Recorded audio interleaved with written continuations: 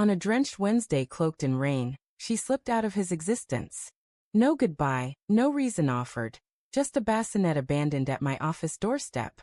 Nestled inside, our infant son lay swaddled in a blanket, the faint trace of her scent clinging to the fabric.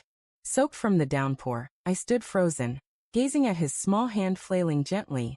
Tucked into the blanket was a single, folded note with 3 blunt words. "He's your duty now." That moment stripped away my role as a husband, reshaping me into something entirely new. 2 days later, her parents arrived at my apartment. They didn't ask about his health or extend a helping hand. Draped in luxurious silk scarves and adorned with polished gold watches, they fixed me with icy glares. "She's vanished," her mother said sharply. "We don't know where. He's your responsibility. Don't reach out to us." They turned and left before I could utter a word. For 10 years they stayed gone. In that time, I raised my son alone. I cooked his meals, walked him to school, taught him to steady himself on a bicycle, fix a leaking tap, tie a necktie. Together, we built a life they never thought I could maintain. They didn't see the late nights I toiled until my eyes burned, ensuring we had a roof over our heads. They didn't witness the sleepless hours I spent at his bedside during fevers, counting the seconds between his coughs. They missed his growth, his intelligence, his resilience, his radiant spirit. They missed it all until they decided they wanted him. A lawsuit landed in a crisp, cream-colored envelope. Its words were cold. A demand for custody, their claim. They accused me of intentionally and maliciously keeping their grandson from them, of turning him against them, of being an unfit father.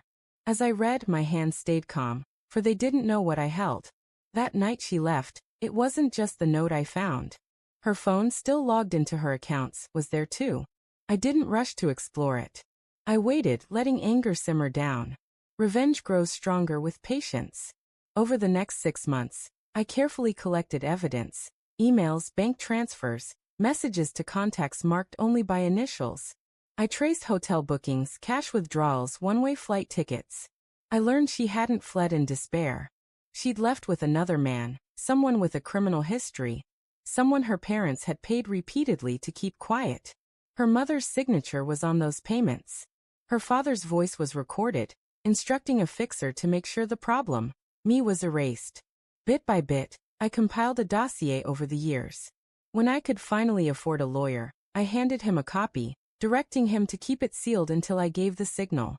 In the courtroom, I faced them, her parents, pristine and composed, flanked by their expensive legal team. My son sat in a nearby waiting room, drawing superheroes, unaware of the fight unfolding. Their lawyer painted me as a bitter man, hoarding a child out of spite. I let him talk, knowing triumph silences speeches. When my turn came, I rose and passed the sealed folder to the judge. It carried the weight of years of truth. He opened it, read the first page, then the next. By the third, his eyebrow arched. He leaned back, studying me over the file's edge. "Do they know what you have?" he asked quietly. I nodded. A hush fell. He read for 10 long minutes, the only sound the rustle of turning pages. When he spoke again, his voice had changed. "This is deeply troubling." Her parents shifted uncomfortably.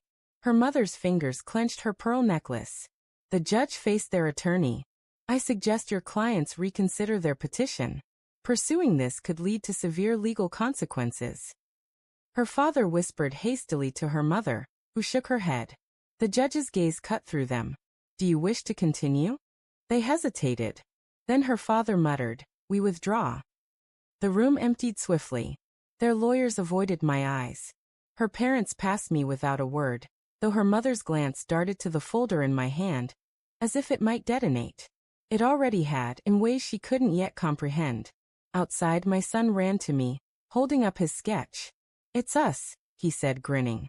In the drawing, I wore a cape. We walked to the car, and I buckled him into his seat before starting the engine. In the rearview mirror, I saw them watching from across the parking lot, their faces pale. They knew it wasn't finished, for I held every copy of every page, and I had never promised silence. People think revenge is driven by rage. It's not. It's about persistence, about letting your enemies walk into a trap you set a decade ago. They left a child on my doorstep, calling him my burden. They were right, but they never understood the truth. He was also my reason, and now he was mine forever.